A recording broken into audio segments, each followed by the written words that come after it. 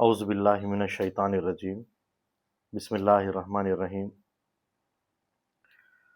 نحمدہ و نصلی علی رسولہ الکریم والمہدی الموعود علیہ الصلوۃ والتسلیم اما بعد فقد قال اللہ تبارک و تعالی فی القرآن المجید والفرقان الحمید اعوذ باللہ من الشیطان الرجیم بسم اللہ الرحمن الرحیم واستعینوا بالصبر والصلاۃ ان اللہ مع الصابرین وقال النبی صلی اللہ علیہ وسلم الصوم لی وانا اجزی بہ وقال مہدی موعود علیہ الصلوۃ والسلام عذاب خدا بترسید صدق اللہ العظیم وصدق رسولہ النبی الکریم وصدق المہدی الموعود علیہ الصلوۃ والتسلیم۔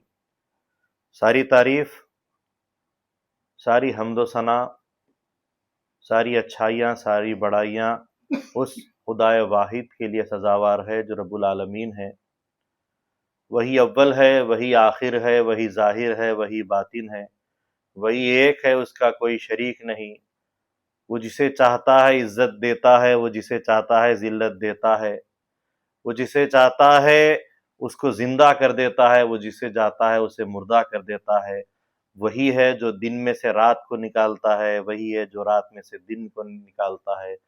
وہ رب کائنات کا سب سے بڑا قادر مطلق ہے، اس کے سوا کوئی اور قدرت رکھنے والی ذات نہیں۔ لاکھوں کروڑوں درود و سلام ہو آقا نامدار، مدینے کے تاجدار، خاتم النبیین، شفیع المذنبین، رحمت للعالمین، راحت العاشقین، احمد مجتبیٰ محمد مصطفیٰ رسول خدا صلی اللہ علیہ وسلم پر اور آپ کے تمام اہل بیت اطہار اور آپ کی تمام ذریات پر، اسی طرح لاکھوں کروڑوں درود و سلام ہو آقا نامدار، فرح کے تاجدار، خاتم ولایت محمدیہ، معصوم عن الخطا، مبین کلام اللہ، خلیفۃ اللہ، ہمسر رسول اللہ، حضرت میرا سید محمد جون پوری مہدی موعود علیہ الصلوۃ والسلام پر اور آپ کے تمام اہل بیت اطہار اور آپ کی تمام ذریات پر۔ معزز حاضرین مجلس، سامعین اکرام، السلام علیکم ورحمۃ اللہ وبرکاتہ۔ حاضرین گرامی، آج کا موضوع انشاءاللہ العزیز صبر کے تعلق سے ہم بات کریں گے کہ صبر کا مقام کیا ہے۔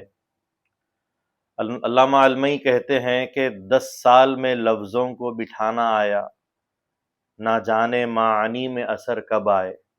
یعنی ایک انسان اپنی پوری جستجو، پوری محنت لگا کر اگر کوئی جملہ لکھتا ہے، کوئی اگر کتابت کرتا ہے، کوئی تحریر کرتا ہے، تو بتایا جاتا ہے کہ 10 سال اسے لگتے ہیں کوئی اپنے خیال کو، اپنی بات کو لکھنے کے لیے۔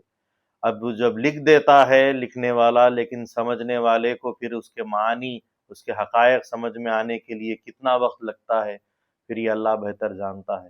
تو کہتے ہیں کہ 10 سال میں لفظوں کو بٹھانا آیا، نہ جانے معانی میں اثر کب آئے۔ تو انشاءاللہ تعالی بزرگوں نے بہت کچھ لکھ کر اور سمجھا کر، بتا کر، سکھا کر گئے ہیں۔ اب صرف اور صرف ہم کو اس کو پر عمل کرنے کا ہے۔ انشاءاللہ اللہ سے امید ہے کہ اللہ تعالی ہم کو ضرور عمل کی توفیق عطا فرمائے گا۔ حاضرین گرامی، صبر کے تعلق سے بتایا جاتا ہے کہ صبر کی حقیقت 2 طرح کی ہے۔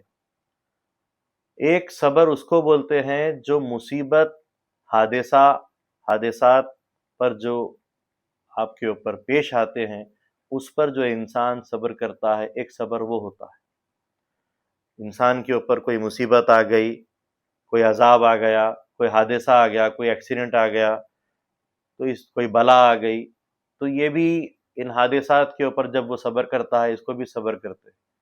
اور اللہ تبارک و تعالیٰ کی نافرمانی، جو خواہشات نفس ہوتی ہے، انسان کا جو نفس ہے جو اس کو بھٹکانے کی کوشش کرتا ہے اور اللہ کی راہ پر، اللہ کے احکام پر سے اس کو ہٹانے کی کوشش کرتا ہے، تو ایسی چیزوں کے اوپر بھی جو صبر کرتے ہیں، اس کو بھی صبر کے نام سے ہی یاد کیا جاتا ہے۔ یعنی جو مصیبت آئی اس پر جو صبر ہے وہ بھی صبر ہے، اور جیسا نماز پڑھنے کے لیے کھڑے ہونا ہے، لیکن کوئی نہ کوئی چیز آپ کو حائل ہو رہی ہے، ستا رہی ہے، تو اس پہ صبر کرنا۔ آپ روزہ رکھنا چاہتے ہیں اور آپ کو روزہ رکھنے کی مہلت نہیں مل رہی ہے، آپ کو جو ہے سو پریشانی اٹھانی پڑ رہی ہے، جیسا کہ روزہ رکھنا ہے اور شیطان آپ کو سحری کے لیے اٹھنے نہیں دیتا، نماز کے لیے فجر کے لیے آپ کو اٹھنا ہے، شیطان اٹھنا ہی نہیں دیتا، تو ایسی چیز میں بھی اس پر یعنی جو بھی آپ کے اوپر درپیش چیز ہوتی ہے، سردی ہے، گرمی ہے، بیماری ہے، ایسی چیز پر بھی آپ صبر کر کے جب اٹھتے ہیں، اللہ تعالیٰ کی نافرمانی کرنے سے جو بچتے ہیں، تو اس کے اوپر بھی جو ہے سو اللہ تبارک و تعالیٰ اس صبر کے مقام کو بتاتا ہے کہ وہ بھی صبر ہے۔ اسی طریقے سے خواہشات نفس جیسے کہ حرام کاریاں ہیں، حرام خوریاں ہیں، جیسے کہ شراب ہے، جوا ہے، سود ہے، ایسی کئی چیزیں ہیں جو اللہ کے فرمان کے خلاف آپ کو لے جانا چاہتے ہیں، یا تضیع اوقات ہے، وقت کی بربادی کرنا ہے، جو بھی چیزیں ہیں جو اللہ تعالیٰ کے حکم سے خلاف، جیسا کہ قرآن میں اللہ تعالیٰ نے ارشاد فرمایا اوامر و نواہی، امر بالمعروف و نہی عن المنکر، جن کاموں کا حکم دیا گیا ہے وہ کرنا، اور اس پہ اگر روک لگانے کی چیز آئی تو اس پر صبر کرتے ہوئے پھر بھی آگے بڑھنا، یہ بھی صبر ہوتا ہے، اور نواہی جس کو منع کیا گیا ہے، منع کردہ چیزوں کو شیطان بھٹکاتا ہے، نفس بھٹکاتا ہے، اور ان پر بھی صبر کرنا، اس کو بھی صبر کہتے ہیں۔ تو یہ دو چیزیں ہیں جس کو صبر کے نام سے یاد کیا جاتا ہے، لیکن ایک خاص عبادت ہے جو خالص صبر کے ساتھ تعلق رکھتی ہے، اور اس کو کہتے ہیں روزہ، صوم، روزہ۔ روزہ وہ ہے جس پہ آپ کھانے پینے کی چیزوں سے صبر کرتے ہیں، پرہیز کرتے ہیں، اپنے منہ میں، اپنے پیٹ میں کوئی ایسی چیز جانے نہیں دیتے جس سے کہ غذائیت ظاہر ہو جائے، تو اس سے اپنے آپ کو بچائے رکھتے ہیں، تو اس بچائے رکھنے کا نام بھی صبر ہے۔ اور اللہ کے نبی صلی اللہ علیہ وسلم فرماتے ہیں روزہ یہ نہیں ہے کہ تم بھوکے رہ جاؤ، صرف بھوکے رہ جانے کا نام روزہ نہیں ہے، اگر تم خدا کے نام پر روزہ رکھتے ہو، بھوکے رہتے ہو، تو تمہارے لیے ضروری ہے کہ اس بھوکے رہنے میں بھی تم اللہ کی یاد سے غافل نہ رہو۔ نماز نہیں پڑھتے ہیں اور روزہ رکھتے ہیں تو حضور فرماتے ہیں ایسا روزہ نہیں بلکہ فاقہ ہے۔ اگر فرائض، روزہ کیا ہے؟ ایک فرض کام ہے، اللہ کا حکم ہے، جیسا کہ قرآن میں اللہ تعالیٰ نے ارشاد فرمایا کتب علیکم الصیام کما کتب علی الذین من قبلکم لعلکم تتقون، کہ تم پر روزے فرض کر دیے گئے ہیں جیسا کہ تم سے پچھلی امتوں پر بھی روزے فرض کیے گئے تھے، شاید کہ تم تقوی اختیار کرو۔ روزہ رکھنے کا مقصد، بھوکا رہنے کا مقصد، اپنے آپ کو کھانے پینے کی چیزوں پر صبر کرنے کا مقصد کیا ہے؟ تاکہ تم تقوی اختیار کرو، کیونکہ اللہ تبارک و تعالیٰ متقین کو پسند کرتا ہے۔ یہ قرآن بھی ہدی للمتقین، متقین کو، تقوی اختیار کرنے والوں کو ہی یہ قرآن بھی ہدایت دیتا ہے۔ تو معلوم ہوا کہ روزہ صبر کے لیے ہے، اور صبر کے لیے ہم سے بھی پہلے امتوں پہ بھی روزے فرض کیے گئے تھے، اور انہی روزوں کے اوپر جب ہم روزے رکھتے ہیں اور اگر نماز نہیں پڑھتے ہیں، فرائض ادا نہیں کرتے ہیں، تو اللہ کے نبی صلی اللہ علیہ وسلم فرماتے ہیں وہ روزہ نہیں بلکہ فاقہ ہے۔ فرائض جو اللہ کے احکام ہیں ساتھ ساتھ کرنا چاہیے، اور جو نواہی ہے، روزے میں کون سی چیزوں سے پرہیز کرنا چاہیے، کھانے پینے سے رکنا ہے، بری باتوں سے رکنا ہے، جھگڑے سے رکنا ہے۔ اللہ کے نبی صلی اللہ علیہ وسلم فرماتے ہیں اگر کوئی روزے دار روزے کی حالت میں ہے اور سامنے والا اگر اس کے اوپر درہم برہم ہوتا ہے، جھگڑا کرنے پر آتا ہے، تو روزدار کو چاہیے کہ وہ آواز نکال کر کہہ دے کہ بھائی میں روزے سے ہوں، تو سامنے والا رک جائے، یعنی کہ روزے کے عالم میں جھگڑا نہیں کرنا چاہیے، بات چیت، بے معنی کی بات چیت میں وقت ضائع نہیں کرنا چاہیے، غیبت نہیں کرنی چاہیے، یہ ان ساری چیزوں سے بھی بچنے کا نام روزہ ہے۔ خالی پیٹ کے اندر کھانا نہیں بلکہ کان کے اندر غلط بات، زبان سے غلط بات اور آنکھوں سے غلط چیز نہیں دیکھنے کا نام بھی روزہ ہے، کیونکہ روزہ صرف پیٹ کا نہیں ہوتا، پورے جسم کا ہوتا ہے۔ آپ کی آنکھ بھی روزہ رکھتی ہے، آپ کے کان بھی روزہ رکھتے ہیں، آپ کا منہ بھی روزہ رکھتا ہے، آپ کا پیٹ بھی روزہ رکھتا ہے، آپ کے قدم، آپ کے ہاتھ پیر، ہر چیز روزہ رہتے ہیں۔ اسی لیے تو بولتے ہیں کہ روزے کے حالت میں بال مت کاٹو، روزے کے حالت میں ناخن مت کاٹو، کیوں؟ کیونکہ جسم کا ہر حصہ ہر بال تک روزے سے ہوتا ہے، یہ روزے کا مقام ہے۔ ایک مرتبہ کا واقعہ ہے، اللہ کے نبی صلی اللہ علیہ وسلم کا زمانہ ہے، اور چند خواتین کی طرف سے اللہ کے رسول صلی اللہ علیہ وسلم کے پاس فریاد آئی کہ ہم روزے سے ہیں یا رسول اللہ، لیکن ہمارے پیٹ میں بہت درد ہے، بہت دکھ ہوتا ہے۔ جیسا ہی حضور صلی اللہ علیہ وسلم نے یہ بات سنی، فوراً اللہ کے نبی صلی اللہ علیہ وسلم نے 2 پیالے ایک صحابی کے ذریعے سے ان عورتوں کے پاس بھیج دیے اور کہا کہ اس میں قے کرو، اور دونوں عورتوں نے قے کی تو اس کے اندر گوشت کے لوتھڑے اور خون اس میں موجود ہو گیا۔ حضور صلی اللہ علیہ وسلم کے پاس یہ بات آئی کہ یہ کیا بات ہے یا رسول اللہ؟ تو حضور صلی اللہ علیہ وسلم نے فرمایا انہوں نے روزہ تو رکھا لیکن اپنے بھائیوں کا اور اپنے بہنوں کا انہوں نے جو سو خیال نہیں کیا، ان کے تعلق سے انہوں نے غیبتیں کی ہیں، ان کی پیٹھ پیچھے گندی غلط باتیں کی ہیں، جس کی وجہ سے یہ معاملہ ہوا۔ کیونکہ حضور صلی اللہ علیہ وسلم نے فرمایا ہے جو بھائی اپنے دوسرے بھائی کی پیٹھ پیچھے برائی کرتا ہے گویا کہ وہ اپنے بھائی کا کچا گوشت کھاتا ہے۔ لہٰذا روزے کے حالت میں صبر کرنا ہے تو ہر چیز سے صبر کرنے کا حکم دیا گیا ہے۔ حاضرین گرامی، اللہ کے نبی صلی اللہ علیہ وسلم یہ بھی فرماتے ہیں جب روزدار صحیح معنی میں روزہ رکھتا ہے، روزے کا حق ادا کرتا ہے، تو اس کی پیٹ کی خوشبو اللہ تعالیٰ کے پاس مشک عنبر سے بھی زیادہ پسندیدہ خوشبو ہے، جس کی خوشبو سونگھنے کے لیے آسمان سے فرشتے اتر کے آتے ہیں۔ اور اس روزے کے تعلق سے یہ نہیں کہا جا رہا ہے یہ رمضان کے روزے کے لیے ہے، یہ رجب کے روزے کے لیے ہے، یہ شعبان کے روزے کے لیے ہے، بلکہ ہر کوئی شخص سال بھر میں سوائے ایام تشریق جو 5 دن قربانی کے ہے اور عید کے دن ہے، ان کے علاوہ جتنے بھی دن ہیں انسان کے اوپر ہے کہ وہ روزہ چاہے تو رکھ سکتا ہے۔ تو جب بھی کوئی روزہ رکھتا ہے، کسی بھی دن روزہ رکھتا ہے، تو ہر روزے کی کیفیت یہی ہے کہ اس روزے دار کے پیٹ کی خوشبو جو سانسوں سے آتی ہے وہ فرشتوں کو پسند ہے، اللہ کو پسند ہے، اور مشک و عنبر سے بھی زیادہ اللہ کو پسند ہے۔ اور اللہ کے نبی صلی اللہ علیہ وسلم فرماتے ہیں روزے کے تعلق سے، حدیث قدسی ہے، اللہ فرماتا ہے الصوم لی وانا اجزی بہ، روزہ خالص میرے لیے ہے، خالص میرے لیے ہے، اور اس کے بدلے میں خود میری ذات ہے، یعنی میرا دیدار ہے۔ آپ نماز پڑھتے ہیں تو نماز آپ کے لیے قبر میں روشنی کا کام کرتی ہے، آپ نماز پڑھتے ہیں تو نام اعمال میں جمع ہوتی ہے، اور قیامت کے دن جب پرسش ہوگی، سوال جواب ہوگے، تو اعمال میں سب سے پہلے چیز پوچھی جانے والی چیز نماز ہے۔ آپ زکوٰۃ دیتے ہیں، زکوٰۃ مالی عبادت ہے، آپ مال سے اللہ تعالیٰ کو راضی کرتے ہیں۔ حج کرتے ہیں، مالی اور بدنی عبادت ہے، لیکن روزہ خالص ایسی عبادت ہے جو روحانی عبادت ہے، بدنی عبادت بھی ایسی عبادت جو روحانی عبادت ہے، اور آپ کی روح پر اس کا اثر ہوتا ہے، اور ظاہر میں آس پاس کے بھی انسانوں کو، لوگوں کو اس کی خبر نہیں ہوتی، اس کا رازدار خود خدا تعالیٰ ہوتا ہے۔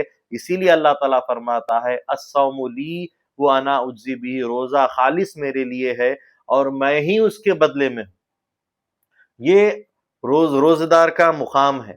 اور اسی طریقے سے اللہ کے نبی صلی اللہ علیہ وسلم فرماتے ہیں جب انسان روزہ رکھتا ہے، یہی روزہ قیامت کے دن اس کے اوپر جب کہ سورج 1 میل قریب یعنی کہ بال کے قریب لا دیا جائے گا، اس عالم میں روزدار کی ڈھال بن کر اس کے پاس موجود ہوتا ہے، اس کی جو حفاظت کرتا ہے۔ یہ روزے کا مقام ہے۔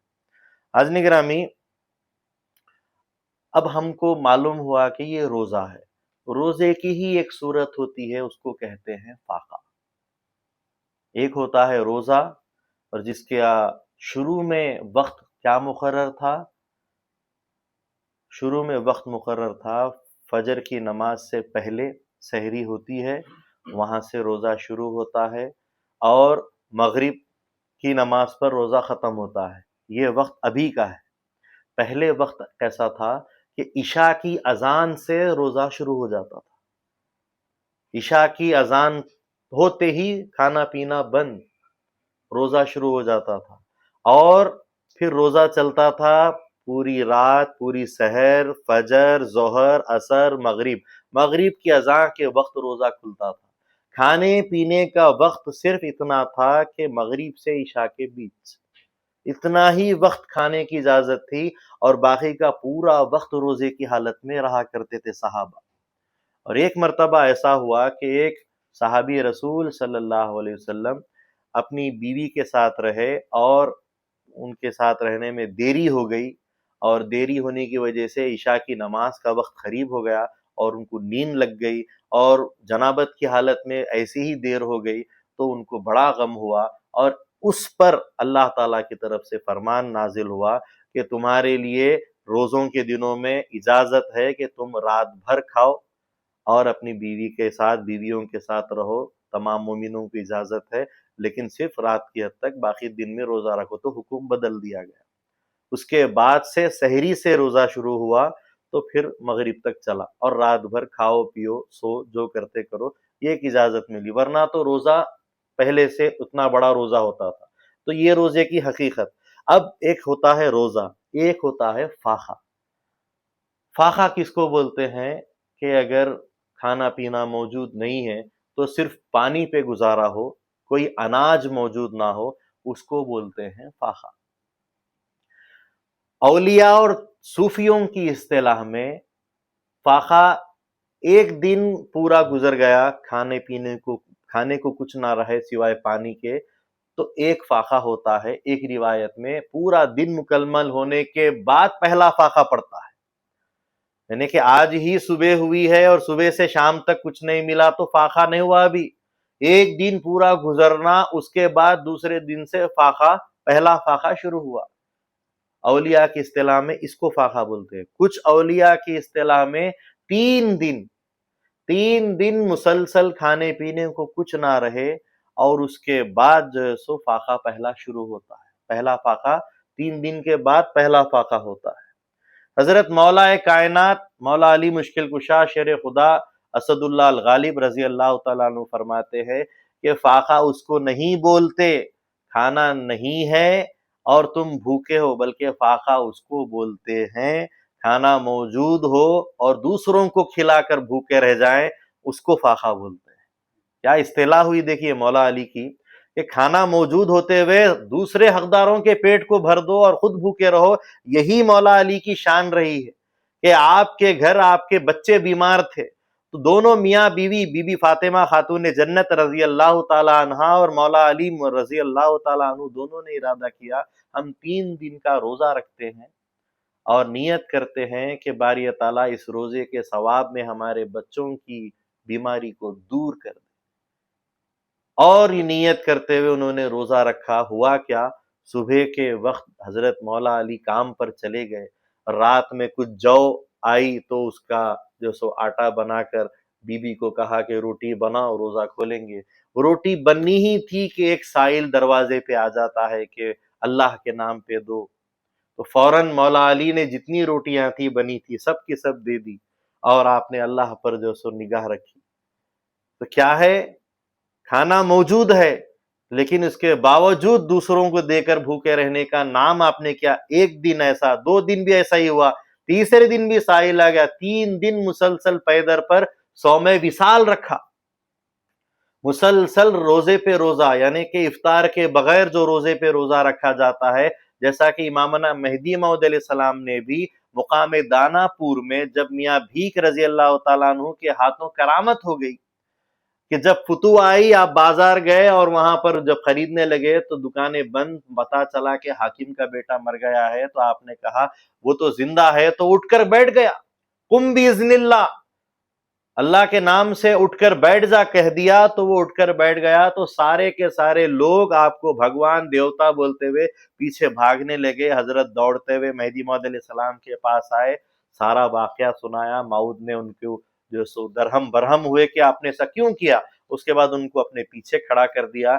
جب لوگ آئے کہ ہمارے بھگوان کو دے دو، ہمارے دیوتا کو دے دو، تو کہا کس لیے؟ کہا کہ ہمارے مرے ہوئے بادشاہ کے بیٹے کو انہوں نے زندہ کر دیا، پہلے جاؤ جا کر دیکھو، مراسو والا مرائی ہے، جب جا کر دیکھے تو وہ مرائی تھا تو چھوڑ دیا۔ اس کے بعد کہا کہ تم کو حضرت عیسیٰ علیہ السلام کی ولایت کا شرف حاصل ہوا ہے، لیکن ہم کو اللہ تبارک و تعالیٰ کرامتوں کی ملامتوں سے بچائے، یہ فرما کر آپ نے 3 دن کا مسلسل روزہ رکھا، جس کو صوم وصال کہا جاتا ہے۔ تو یہ مہدی موعود علیہ الصلوۃ والسلام کا خاصہ ہے، اور صوم وصال رکھنا یہ بزرگوں کے اندر خصوصی تعلیمات میں سے بھی ہے کہ صوم وصال بھی رکھتے ہیں۔ بہرحال حضرت مولا علی صوم وصال رکھتے ہیں، اور جیسے 3 دن کے بعد اللہ کی طرف سے ایک آزمائش روزہ، اس روزے کو فاقہ صوم وصال بنا دیا گیا، پھر بھی آزمائش میں کھڑے رہے، ایک نہیں دونوں میاں بیوی دونوں بھی اللہ کے فضل سے کھڑے رہے، اور اس کا اجر و ثواب یہ ملا کہ بچے بھی فاقہ ہو گئے، ان کی بیماری چلے گئی، اور اللہ کے پاس ایک عظیم مقام مرتبہ ان دونوں حضرات کو اللہ نے دیا۔ تو مطلب یہ کہ یہ فاقہ ہوتا ہے۔ اور اولیاء کی اصطلاح میں کچھ اولیاء بولتے ہیں، صوفیاء بولتے ہیں کہ 7 دن کے بعد فاقہ شروع ہوتا ہے، اسی لیے کہ شریعت میں بھی حکم ہے کہ جب انسان کو 7 دن ہو جائیں، کھانے پینے کو کچھ نہ ہو، تو اس کے لیے مردار بھی حلال ہو جاتا ہے، مری ہوئی بکری بھی وہ کھا سکتا ہے، کتے کا گوشت بھی کھانا چاہے تو کھا سکتا ہے، لیکن افضل اور اعلیٰ اور عالیت کا مقام یہ ہے کہ ویسے ہی حالت میں مر جائے۔ یہ دین کی انتہا، دین کا عالیت اور دین کا تقویٰ ہے کہ وہ اس حالت میں مرتا ہے تو مر جائے، حرام کے پاس نہ جائے۔ لیکن فتویٰ یہ بولتا ہے، تقویٰ تو یہ بولتا ہے، لیکن فتویٰ یہ بولتا ہے کہ چاہتا ہے اگر زندگی تو مردار بھی کھا سکتا ہے، حرام بھی کھا سکتا ہے، شراب بھی پی سکتا ہے، صرف جینے کی حد تک، پیٹ بھر کے کھانے کی حد تک نہیں، زندگی کو زندگی دینے کے لیے، بچانے کے لیے، حیات کو باقی رکھنے کے لیے تھوڑا سا کھا سکتا ہے، اتنی اجازت اس کے لیے ہے۔ تو 7 دن کے بعد پہلا فاقہ شروع ہوتا ہے۔ کچھ اولیاء کے پاس 11 دن کا ہے، اور کچھ اولیاء اللہ کے پاس جیسا کہ حضرت حسن بصری رحمۃ اللہ علیہ، جن کا آج عرس مبارک ہے، حضرت خواجہ معین الدین چشتی رحمۃ اللہ علیہ اجمیری، جیسا کہ حضرت امام غوث اعظم دستگیر، حضرت شیخ عبد القادر جیلانی محبوب سبحانی رحمۃ اللہ علیہ، 40 دن تک بھوکے رہنے کے بعد پہلا فاقہ شروع ہوتا ہے، بتایا 40 دن۔ سوچئے انسان کی حیات 40 دن تک، آج اگر ہم ایک سے دوسرا دن گزر جائے اور خالی پانی پہ رہ جائے، روزے پہ بھی رہ جائے تو تڑپ جاتے ہیں، پاگل جیسی حالت ہو جاتی ہے، کھانے کے لیے چیخنے چلانے لگتے ہیں، بچوں پہ درہم برہم ہوتے ہیں، گھر کی مستورات پہ عورتوں پر جو بکھرنے لگتے ہیں، کھانے کو دو۔ بزرگوں نے اللہ کو حاصل کرنے کے لیے کیا کچھ نہیں محنت کیا۔ امامنا مہدی موعود علیہ السلام یہی تعلیم دیتے ہیں ہم کو، کم خوردن، کم خفتن، کم گفتن، کم کھاؤ، کم سو، کم بولو۔ یہی اللہ کو پانے کے طریقے ہیں، یہی صبر تم کو اس منزل پر لے جاتا ہے، کیونکہ اللہ تبارک و تعالیٰ بھی نہیں کھاتا، ہم بھی نہیں کھانا چاہیے۔ صفت خداوندی اختیار کرنا چاہتے ہو، اللہ کی ذات حاصل کرنا چاہتے ہو، تو جو اللہ جس کیفیت میں رہتا ہے اس کیفیت میں جینا شروع کرو۔ اللہ کھاتا نہیں، تم بھی کم کھایا کرو، اللہ سوتا نہیں، تم بھی کم سویا کرو۔ اللہ تبارک و تعالیٰ کام کے وقت ہی بولتا ہے، فرمان جاری کرتا ہے، ایسے ہی بات کرتے ہوئے بیٹھے رہنا اللہ کا کام نہیں، مشغولیت نہیں۔ جب احکام ہوتے ہیں، ضرورت ہوتی ہے، تبھی اللہ کا فرمان نازل ہوتا ہے۔ صحیح بات ہے؟ تو اللہ کی تقلقوا باخلاق اللہ تعالیٰ، اللہ نے فرمایا ہے، حضور نے فرمایا ہے، تو اسی چیز کو اختیار کرنا چاہیے۔ تو حضرت حسن بصری علیہ رحمہ وہ بھی بڑے صابر تھے، صبر کرنے والے تھے، اور ان کے جو سو ایک زبردست امیر تھے، کبیر تھے، بڑے مالدار تھے۔ ان کی توبہ کا واقعہ، وہ ولی کیسا بنے، ولایت کیسا ان کو ملی، ولایت ملی سو ملی، اولیاء کو انہوں نے جو سو اولیاء کی امامت فرمائی، اولیاء کی سرداری کی، کیسے ہوا؟ امیر کبیر انسان تھے، مالدار تھے، بازار سے گزر رہے تھے، اچانک ایک خاتون کے اوپر نظر پڑ گئی، چاند جیسا چہرہ، اور اس نظر کے اوپر، ان کے اوپر نظر جو پڑی وہ نظر ہٹتی نہیں۔ خاتون نے دیکھا، دیکھ کر کہا، بڑے اچھے گھرانے کے لگتے ہو، معلوم ہوتے ہو، کیوں مجھے دیکھتے ہو؟ کہا کہ تمہاری جو جھیل جیسی آنکھیں ہیں، ان میں اتنی مستی ہے کہ میری نظر تمہاری آنکھوں سے نہیں ہٹتی۔ کہا کہ اللہ کی پناہ مانگو کہ تم ایک شر میں مبتلا ہو رہے ہو، گناہ میں مبتلا ہو رہے ہو۔ کہا کہ گناہ ہے تو گناہ صحیح، لیکن میں تیری آنکھوں سے اپنی آنکھیں ہٹا نہیں سکتا۔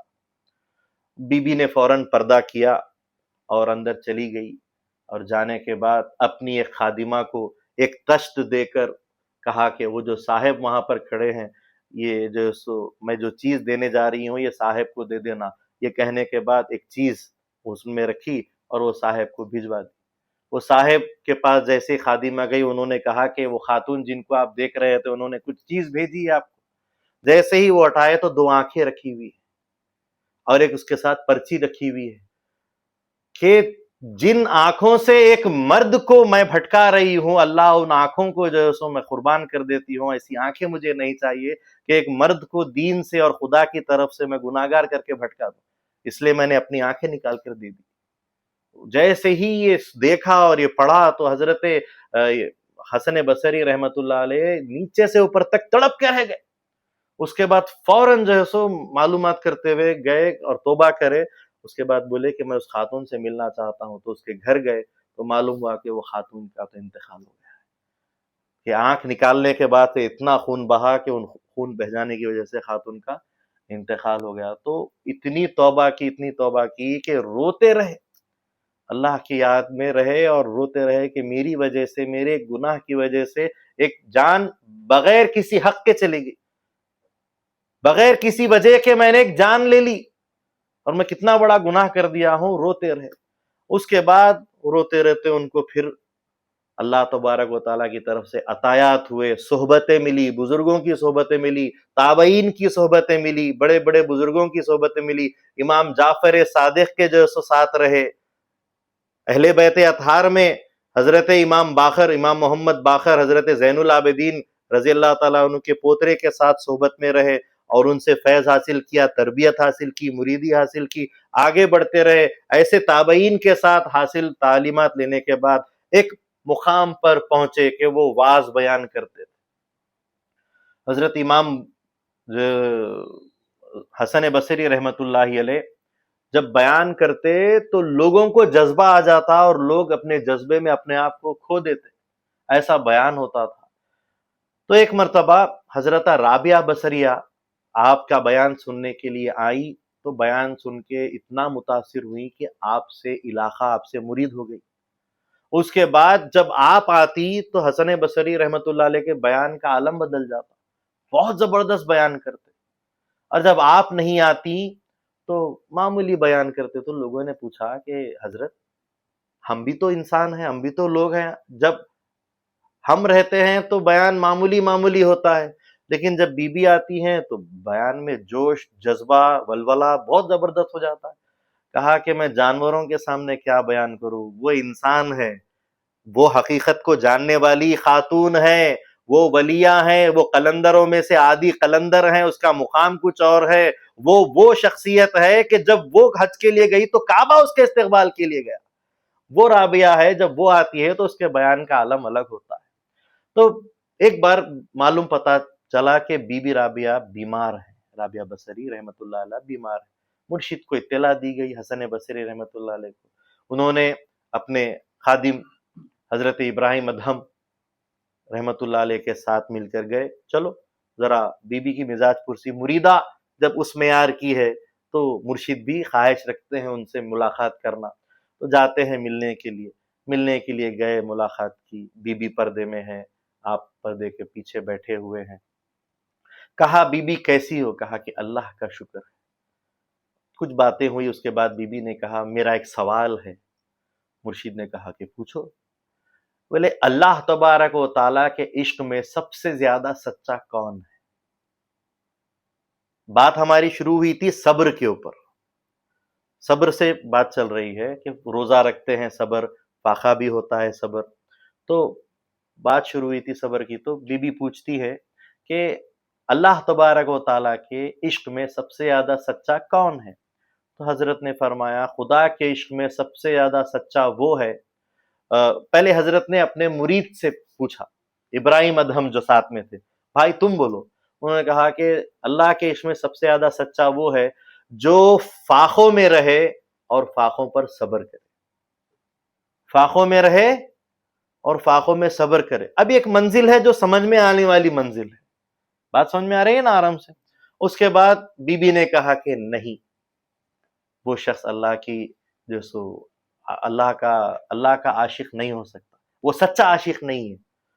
حضرت آپ بتائیے۔ تو حسن بصری رحمۃ اللہ علیہ نے فرمایا کہ ٹھیک ہے، میں بولتا ہوں، اللہ کی محبت اور اللہ کے عشق میں سب سے بڑا عاشق، سچا عاشق وہ ہے جو فاقے کرے اور فاقوں کا مزہ حاصل کرے۔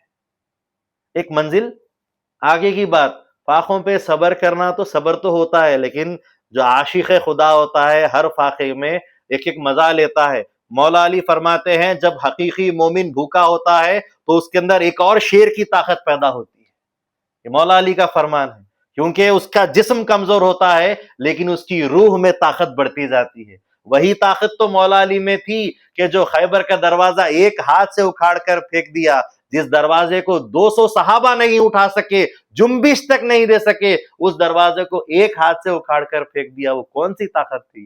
وہ روحانی طاقت تھی۔ تو مولا علی فرماتے ہیں جب مومن بھوکا ہوتا ہے تو ایک دن کا بھوکا مومن کے اندر ایک شیر کی طاقت پیدا ہوتی ہے، یہ روحانی طاقت ہے۔ تو بی بی نے کہا کہ حضرت نے کہا، حضرت حسن بصری رحمۃ اللہ علیہ نے، کہ وہ شخص اللہ کے عشق میں سب سے بڑا عاشق، سچا عاشق ہے جو فاقے بھی کرے اور اس کا مزہ حاصل کرے۔ بی بی نے کہا کہ ابھی بھی دوئی ہے، مرشد سے کہہ رہی ہیں مریدہ ابھی بھی دوئی نظر آتی ہے حضرت۔ کہا کہ بی بی آپ بولو۔ تو بی بی نے کہا کہ وہ شخص اللہ کی عشق میں، محبت میں سب سے بڑا سچا عاشق ہے جو فاقے بھی کرے اور فاقے کی اس کو خبر بھی نہ ہو، اس میں ڈوب جائے، اس میں ضم ہو جائے، اس میں فنا ہو جائے۔ یہ حقیقت ہے کہ ہماری اپنی حقیقت کو اس حقیقت کے ساتھ ملا دے، اپنے اندر فنا کی کیفیت لاتے ہوئے قطرہ سمندر میں مل جائے۔ یہ حقیقت کے اندر جو سو مل جانے کا نام ہی اصل عشق ہے۔ سچا عاشق وہی ہے جو فاقے بھی کرے اور اس کو خود کو اس کا حال، اس کی کیفیت، اس کا شعور بھی نہ ہو۔ تو یہ حقیقت ہے صبر کی۔ صبر کی ایک صبر سے شروع ہوتا ہے، پھر اس صبر میں صبر کا مزہ شروع ہوتا ہے، پھر اس صبر میں اور آگے بڑھتے ہوئے یہ کام شروع ہوتا ہے۔ تو ایک مرتبہ حضرت حسن بصری رحمۃ اللہ علیہ سے کسی نے کہا کہ آپ کس طریقے کا صبر کرتے ہیں؟ کہا کہ یہ تکلیفوں پر، مصیبتوں میں صبر کرنا، نافرمانیوں پہ صبر کرنا، میں اس صبر کے ساتھ صبر نہیں کرتا، بلکہ میرا صبر صرف اور صرف آخرت کے اوپر ہے۔ میں دوزخ سے بچنے کے لیے، اعمال اچھے کرنے کے لیے چیزوں پر صبر نہیں کرتا، میں جنت کو پانے کے لیے، جنت میں مقام اور محل پانے کے لیے صبر نہیں کرتا، بلکہ میرا صبر صرف اور صرف اللہ کے لیے۔ رضیت برضا اللہ تعالیٰ، میں اللہ کی مرضی پر، اس کی رضا پر راضی ہوں، یہ میرا صبر ہے۔ مجھے نہ جنت سے غرض ہے نہ دوزخ سے کام ہے، میرا کام صرف اللہ سے ہے، مجھے اللہ چاہیے۔ میرا صبر ہے اور میرا شکر ہے تو ہر دو چیز اللہ کے لیے ہے۔ اسی لیے سورہ محمد میں اللہ تبارک و تعالیٰ فرماتا ہے ذالک بانہم اتبعوا ما اسخط اللہ، یہی وجہ ہے کہ لوگوں کے اعمال ختم ہو جاتے ہیں، تباہ ہو جاتے ہیں، خراب ہو جاتے ہیں، کیونکہ اللہ تبارک و تعالیٰ کی انہوں نے نافرمانی کی ہے، اللہ تعالیٰ کی اتباع کی نافرمانی کی ہے، اور اسی وجہ سے اللہ تعالیٰ ان کے اعمال کو ختم کر دیتا ہے۔ جو اللہ سے ہٹ کر سوچتا ہے، اللہ کی رضا سے ہٹ کر سوچتا ہے، دوزخ اگر اس کے نظر میں آتی ہے، جنت اس کے نظر میں آتی ہے، تو پھر یہ بھی تو غیریت ہے، یہ بھی تو ایک طرح کا شرک ہے۔ تو جب یہ شرک کرتا ہے، جو جنت کی طلب میں ہے یا دوزخ کے خوف میں ہے، نہ خدا کا خوف ہے نہ خدا کی طلب ہے، تو پھر یہ بھی تو ایک شرک ہے۔ اسی وجہ سے بھی اللہ تعالیٰ ان کے اعمال کو ضائع کر سکتا ہے، ختم کر سکتا ہے۔ یہ کام کیوں ختم ہو رہے ہیں؟ کیونکہ انہوں نے اللہ کی حقیقی نافرمانی کر دی۔ اسی لیے رسول پاک صلی اللہ علیہ وسلم فرماتے ہیں من نظر الی الخلق ہلک، جو مخلوق کی طرف، لوگوں کی طرف، دنیا کی طرف نظر کرتا ہے ہلاک ہو جاتا ہے۔ وہ من نظر الی الخالق ملک، اور جو خالق کی طرف نظر کرتا ہے وہ مالک ہو جاتا ہے۔ جو خلق کی طرف نظر کرے وہ گیا، اور جو خالق کی طرف نظر کرے وہ پا لیا۔ یہی مقام ہے۔ تو بات یہ ہے کہ ہمارا ہر کام، ہر صبر، ہر ہمارا عمل، فرض ہو، سنت ہو کہ مستحب ہو کہ جو بھی ہو، اس میں صرف اور صرف للہیت ہونی چاہیے، اللہ کی طرف ہونی چاہیے، ورنہ جو بھی صبر ہے، جو بھی شکر ہے، اس میں غیریت آئی تو وہ عمل تباہ ہو جاتا ہے۔ اسی لیے مہدی موعود علیہ الصلوۃ والسلام ارشاد فرماتے ہیں عذاب خدا بترسید، اللہ کے عذاب سے ڈرو بچو، کیونکہ مہدی موعود علیہ السلام آگے فرماتے ہیں برجوت دیو انگشت بفہمی طاقت نیارید در آتش دوزخ چون صبر کنید۔ مہدی موعود علیہ السلام فرماتے ہیں کہ اللہ کے عذاب سے ڈرو، اس سے بچو کہ ایک چراغ کی لو پر انگلی رکھتے ہو، انگشت رکھتے ہو تو صبر نہیں کر سکتے، برداشت نہیں کر سکتے، تو دوزخ کی آگ پر کیسے صبر کرو گے؟ تمہیں چاہیے کہ عالیت پر عمل کرو۔ امامنا مہدی موعود علیہ الصلوۃ والسلام گرمی، معمولی سے چراغ کی گرمی کی طرف بتا رہے ہیں کہ اتنی سی گرمی برداشت نہیں ہوتی۔ آج اگر اس کی حقیقت کو ہم کھول کر بات کریں، مثال کے طور پر اگر ہم بیٹھے ہیں اور اگر پنکھا نہیں چلتا ہے تو گرمی سے ہم فوراً پنکھے کی طرف نظر ڈالتے ہیں، پنکھا چالو کر دیتے ہیں، اور اگر گرما کے دن ہے تو پنکھا بھی کام نہیں کرتا، اے سی چالو کر دیتے ہیں، اور رمضان رہتے ہیں تو بند کمروں میں اے سی کے ڈبوں میں اپنے آپ کو گزارتے ہیں۔ کیا صبر کر رہے ہیں ہم؟ جبکہ بزرگان دین صبر سے آگے کی بات بھی بتائے ہیں کہ صبر کرو تو صبر میں اس صبر کا مزہ لو، کم سے کم اس کی ایک حقیقت تو ہو، اپنے آپ کو کھو دینا، ضم کر دینا، فنا کر دینا، روزے کا احساس بھی نہیں ہونا، صبر کا احساس بھی نہیں ہونا، وہ تو آگے کے درجے تھے۔ کم سے کم روزے کا مزہ تو لو، روزے کا احساس تو لو، اس کی گرمی، اس کی تپش، اس کی برداشت کو جو سو آگے بڑھو۔ نہیں، یہ ہمارے سے نہیں ہوتا۔ ہم گھر میں رہتے ہیں اور آرام کو پسند کرتے ہیں، گرمی ہم سے برداشت نہیں ہوتی، سفر کرتے ہیں تو سائے میں چلتے ہیں، دھوپ میں چلنا برداشت نہیں ہوتا، اور اگر اور اچھی سواری مل جائے تو کار میں جاتے ہیں، اس میں بھی اے سی کھول دیتے ہیں۔ کتنا ہم کو آرام کی جو عادت ہو گئی ہے، اور ہم کو دنیا میں ہی آرام مل رہا ہے، تو سوچو آخرت میں کون سا آرام تم کو اللہ دے گا؟ جو یہاں پر تکلیف اٹھاتا ہے اس کو وہاں آرام ہے۔ اللہ کے نبی صلی اللہ علیہ وسلم فرماتے ہیں الدنیا سجن المومن و جنت الکافر، دنیا مومن کے لیے قید خانہ ہے، قید خانوں میں اے سی ہوتا ہے، پنکھے ہوتے ہیں، آرام ہوتا ہے، بستر ہوتے ہیں، قید خانے میں تو انسان بالکل امتحان دیتا ہے، گن گن کر اپنا وقت گزارتا ہے کہ کاش کہ جلد سے جلد مجھے یہاں سے رہائی مل جائے۔ اور جنت کافروں کے لیے ہے، الدنیا سجن المومن و جنت الکافر، کافروں کی جنت ہے بتائی گئی۔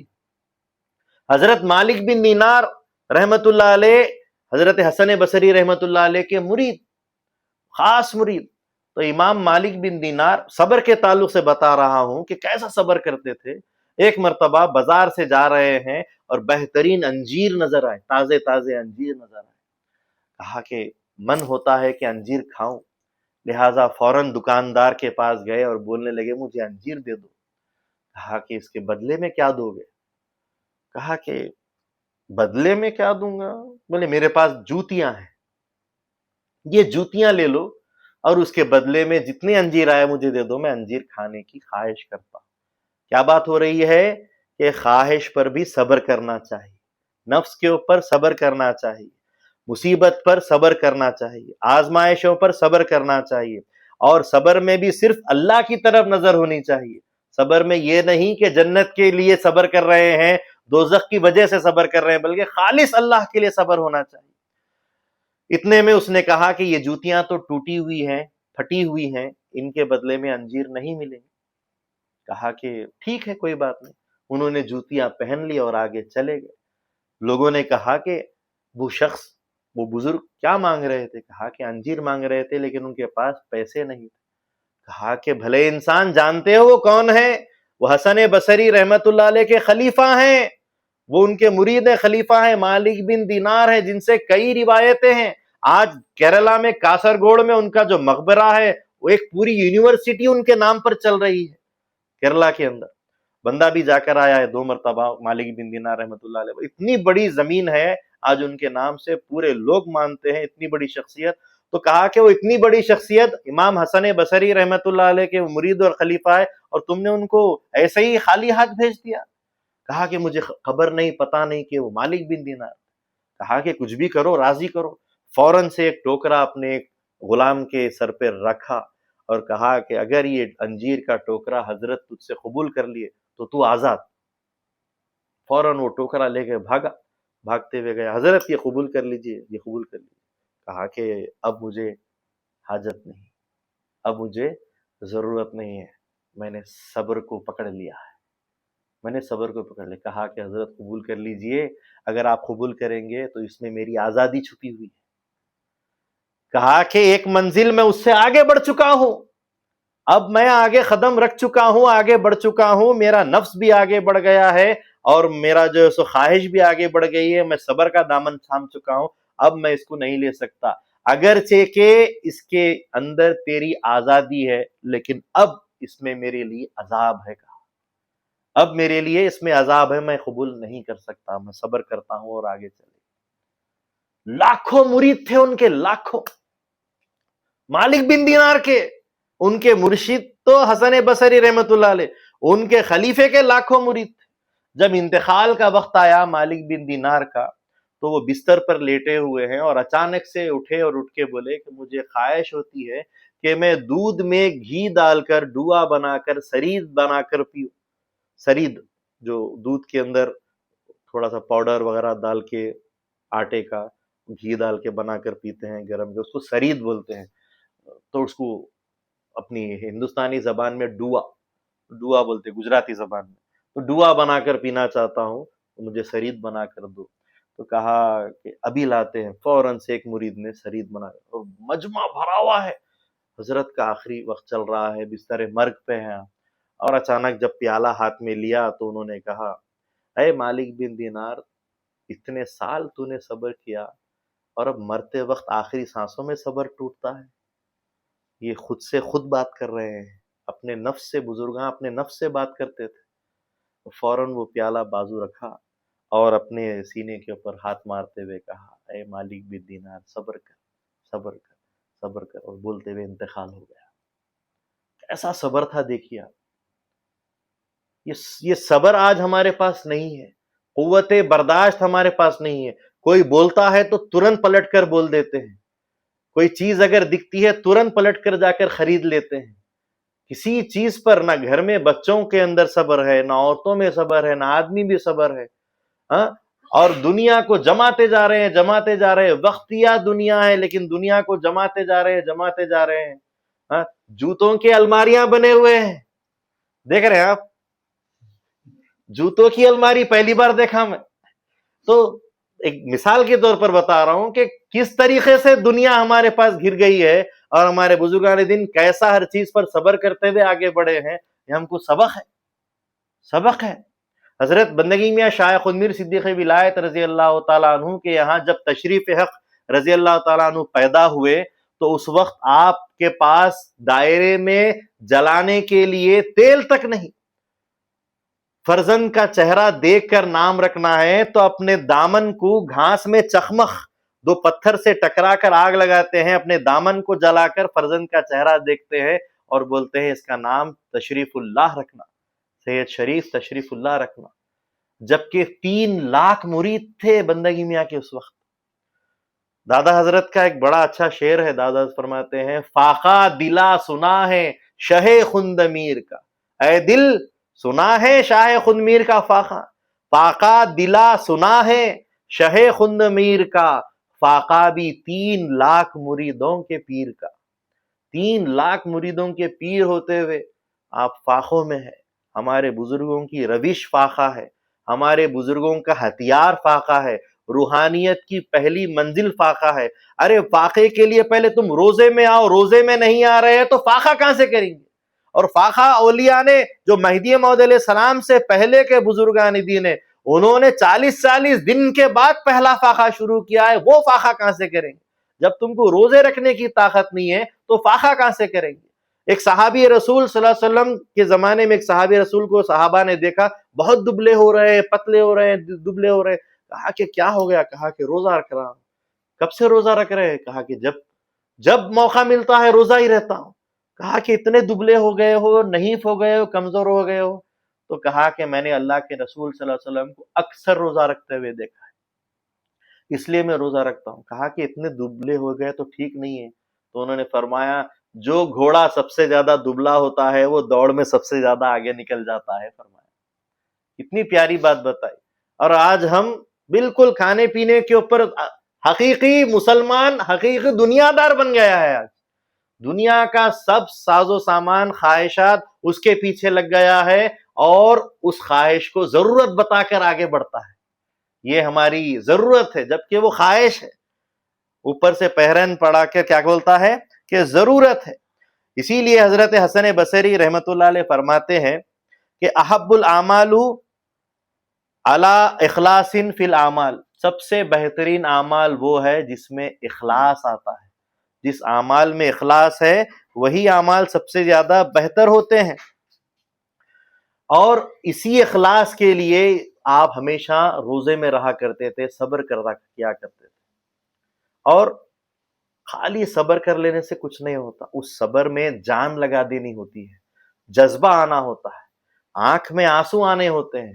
جب سے کہ حسن بصری رحمت اللہ علیہ نے اس خاتون کی آنکھیں اپنے سامنے تشت میں دیکھی، اس وقت سے آپ کی ہر رات آنکھیں نم رہتی تھی، ہر رات رویا کرتے تھے، قیام کرتے تھے، نماز پڑھنے کے لیے کھڑے ہو جاتے تھے تو آنسو جاری ہو جاتے تھے، پوری نماز ہو جاتی تھی، آنسو جاری رہتے تھے۔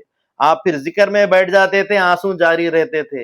ایک مرتبہ تو ایسا ہوا کہ آپ چھت کے اوپر، گرما کے دن تھے، چھت کے اوپر قیام کرنے کے لیے کھڑے ہوئے اور رو رہے ہیں، اتنے میں قیام ہو گیا، آپ پھر ذکر میں بیٹھ گئے، اس وقت بھی آنسو جاری ہے، تو آنسو اتنے نکلے کہ آنسو چھت سے بہتے ہوئے پرنالے سے گرنے لگے، آنسو اتنا روئے کہ پرنالے سے آنسو گر رہے ہیں۔ اور اچانک کوئی جانے والا، گزرنے والا گزرا تو اس کے اوپر پانی گرا۔ کہا کہ بھائی پاک پانی گرا ہے کہ ناپاک پانی گرا ہے؟ تو حسن بصری رحمت اللہ علیہ نے اس کو مخاطب کر کے کہا بھائی ناپاک پانی ہے۔ کہا کہ کون سا پانی ہے؟ کہ بندے گناہگار کے آنسو ہیں۔ بولے یہ سننا تھا کہ حسن بصری کے آنسو گر گئے مجھ پر، اس کو جذبہ آ گیا اور وہ بے ہوش ہو گیا۔ تو کیسی محنت کی ہے انہوں نے۔ اسی لیے تو مہدی موعود علیہ السلام فرماتے ہیں کہ بھائیوں نے، جو پہلے کے اولیاء ہے، بھائیوں نے دین کے اندر محنت کیسی کی ہے، پلکوں سے مٹی اٹھائی ہے، پہاڑ کھودے ہیں، پہاڑ بھائیوں نے پہاڑ کھودے۔ کیسے کھودے ہیں؟ پلکوں سے اٹھتی مٹی نہیں اٹھ سکتی، لیکن بولے پلکوں سے مٹی اٹھائی، اتنی محنت کی ہے۔ اور بندہ سبل پھوڑا لے کے آیا ہے، آسان دین لایا ہے، صرف اپنے آپ کو فنا کرنا ہے، ہر چیز کو چھوڑنے کا نام دین ہے۔ جو چیز کے تم کو سامنے آ جائے چھوڑ دو، کپڑے ہیں چھوڑ دو، کھانا ہے چھوڑ دو، کہیں جانا ہے چھوڑ دو، اپنے آپ کو قید قدم کر کے صرف اللہ کے لیے جینے کا نام اور اللہ پر راضی رہنے کا نام ہی اصل دین ہے اور اصل عبدیت ہے۔ اللہ تعالیٰ فرماتا ہے ما خلقت الجن والانس الا لیعبدون، میں نے انسان کو صرف اور صرف اپنی عبادت کے لیے پیدا کیا ہے۔ اگر انسان پوری زندگی اللہ کی عبادت میں لگا دے اور دوسری چیزیں چھوڑ دے تو واقعی وہ خدا کو پالے۔ ایک شخص آیا مہدی موعود علیہ السلام سے کہنے لگا کہ خدا کا دیدار دنیا میں نہیں ہو سکتا۔ کہا کہ تو خلوص دل کے ساتھ اگر حجرے میں بیٹھ جائے تو تجھے خود راز کھل جائے۔ تو وہ 8 پہر اللہ کے ذکر میں حجرے میں بیٹھ گیا۔ کیوں؟ کیونکہ طلب سچی تھی، تڑپ سچی تھی، اس لیے وہ 8 پہر بیٹھ کے نکلا۔ تو اس نے خود کہا کہ واقعتاً اللہ کا دیدار دنیا میں ممکن ہے، طلب سچی ہونی چاہیے۔ اور اللہ تبارک و تعالیٰ کو رونے والی آنکھ بہت پسند ہے، بہت پسند ہے۔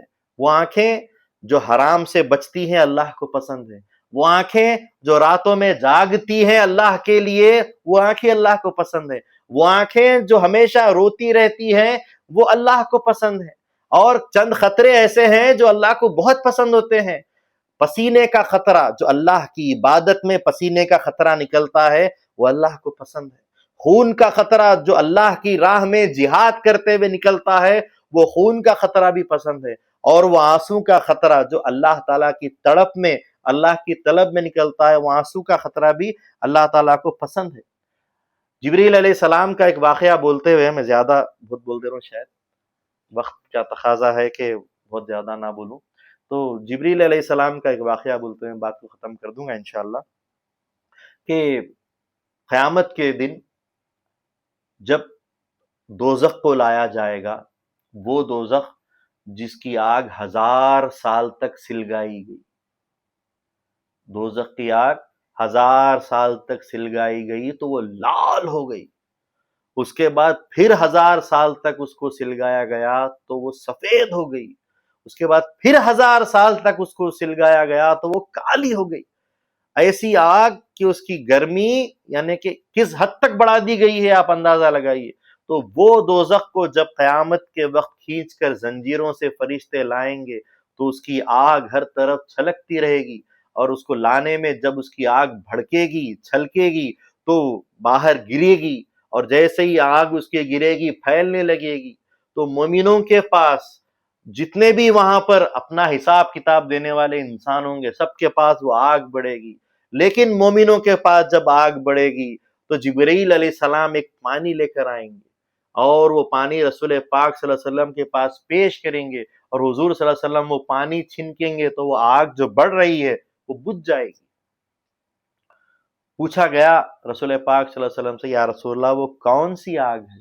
تو حضور صلی اللہ علیہ وسلم نے فرمایا وہ مومنوں کے آنسو ہیں۔ وہ کون سے پانی ہے؟ وہ مومنوں کا آنسو ہیں۔ وہ مومنین جو اللہ کے لیے اللہ کی خاطر روتے ہیں ان کے آنسوؤں کا پانی لایا جائے گا، وہی پانی جب چھنکا جائے گا تو دوزخ کی وہ آگ جو ہزاروں سال سلگائی گئی ہے وہ آگ بھی بجھ جائے گی۔ کس کے لیے؟ صرف اور صرف آنسوؤں کے لیے۔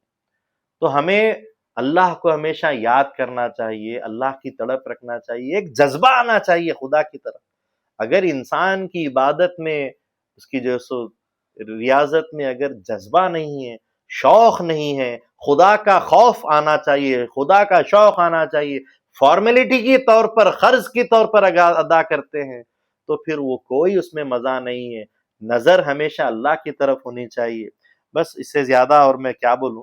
مہدی موعود علیہ السلام کی ایک بس نقل ہمارے لیے کافی ہے کہ امامنا مہدی موعود علیہ السلام نے جو ارشاد فرمایا ہے کہ تصدیق بندہ عمل است، کہ بندے کی تصدیق عمل سے ہے، اور اس عمل میں اخلاص ہونا چاہیے، اس عمل میں خالص عمل ہونا چاہیے، اس عمل میں خدا کی محبت ہونی چاہیے۔ اگر وہ عمل ایسا نہیں تو پھر اللہ تعالیٰ کے پاس پیش نہیں ہو سکتے۔ شرم گناہ سے حشر میں جایا نہ جائے گا۔ گناہ ہم کر رہے ہیں، اگر ہم گناہ سے ہاتھ پیر بچتے ہیں تو آنکھ گناہ کر دیتی ہے، کان گناہ کر دیتے ہیں، اگر آنکھ اور کان بھی گناہ سے بچتے ہیں تو دل گناہ کر دیتا ہے، خیالات وسوسے دل میں آ جاتے ہیں، انسان گناہ سے بچ نہیں سکتا۔ اس لیے ہمیشہ توبہ کا دروازہ کھٹکھٹاتے رہنا چاہیے۔ تو شاعر بولتا ہے کہ شرم گناہ سے حشر میں جایا نہ جائے گا، ہم سے تو منہ خدا کو دکھایا نہ جائے گا۔ اسی لیے مت کیا کر اتنے گناہ توبہ کی آس میں، اے ابن آدم بے اعتبار سی زندگی ہے، جانے کب موت آ جائے۔ موت کبھی بھی آ سکتی ہے۔ حضرت رسول صلی اللہ علیہ وسلم فرماتے ہیں موت ہمیشہ انسان کے پیچھے پیچھے چلتی ہے، جب حکم ہوتا ہے سامنے آ جاتی ہے، اتنی قریب موت ہوتی ہے۔ اور کاسب، آپ سمجھ رہے ہیں کہ کسب ایک الگ معاملہ ہے، فقیری ایک الگ معاملہ ہے۔ امامنا مہدی موعود علیہ السلام فرماتے ہیں کہ کاسب اور فقیری میں صرف الفاظ کا فرق ہونا چاہیے، اتنا ہی کماؤ کہ اس کے بعد پلٹے تو فوراً فقیری بھی کر سکو۔ کاسب اور فقیر میں صرف لفظ کا فرق ہونا چاہیے، یہی ہماری حقیقی زندگی ہے۔ آج کاسب کا مفہوم مطلب الگ بنا دیا گیا ہے، فقیری کا مطلب مفہوم الگ بنا دیا گیا ہے، جبکہ کاسب اور فقیر میں مہدی موعود علیہ السلام فرماتے ہیں صرف الفاظ کا فرق ہونا چاہیے۔ زندگی کاسب کی بھی فقیری ہی کی طرح گزارنی چاہیے۔ بہرحال اللہ سے دعا ہے اللہ تعالیٰ بولنے سننے سے زیادہ ہم کو عمل کی توفیق عطا فرمائے، اور حقیقی معنی میں جو صبر ہے، جس کا مقام ہے، وہ اللہ تعالیٰ ہم کو عطا کرے، اور اللہ تبارک و تعالیٰ ہماری ٹوٹی پھوٹی عبادتوں کو اپنے رحم و کرم سے قبول فرمائے، آگے ہمیں گناہوں سے بچائے، رسوائیوں کے عذاب سے بچائے، اللہ جب تک زندہ رکھے مہدویت پہ رکھے، مہدویت پہ مارے، مہدویت کے اوپر ہمارا حشر فرمائے، اللہ اپنا دیدار خاص ہم کو عطا فرمائے۔ آمین وآخر دعوانا الحمدللہ رب العالمین۔